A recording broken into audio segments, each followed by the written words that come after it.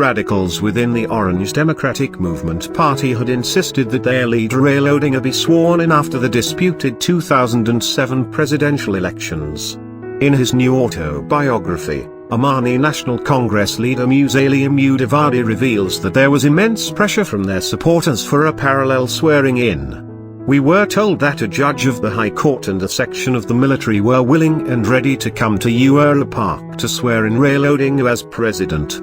I never got to know the name of this judge or who in the military had been contacted," Mudavadi reveals in Soaring Above the Storms of Passion.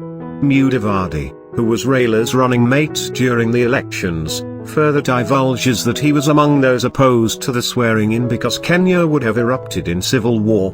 "I brought in some prominent lawyers to persuade the radicals in ODM that this would be the wrong way to go.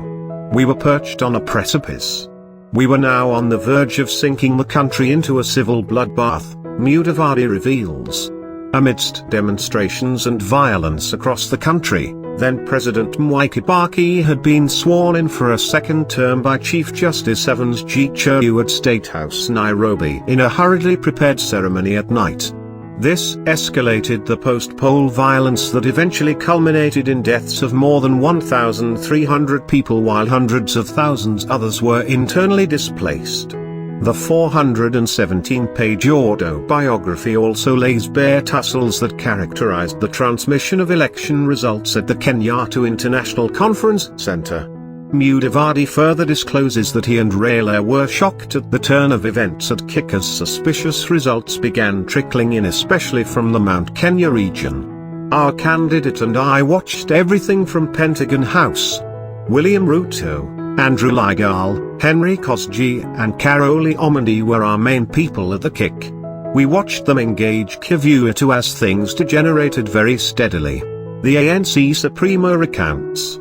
As Mudavadi and Raila arrived at KIK, they encountered heavy police presence as then-ruling Party of National Unity, PNU, representatives piled pressure on Electoral Commission of Kenya chairperson Samuel Kivuitu to announce the results.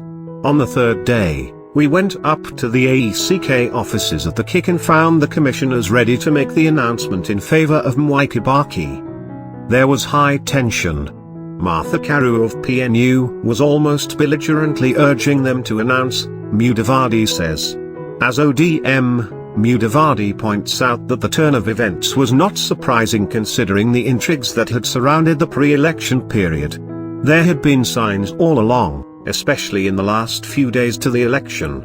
There had been talk of security people who were masquerading as PNU agents in many parts of the country, Mudavadi writes. After parting ways with Raila and ODM in 2012 to form ANC, Mudavadi would later rally behind Raila's candidature in the 2017 presidential election.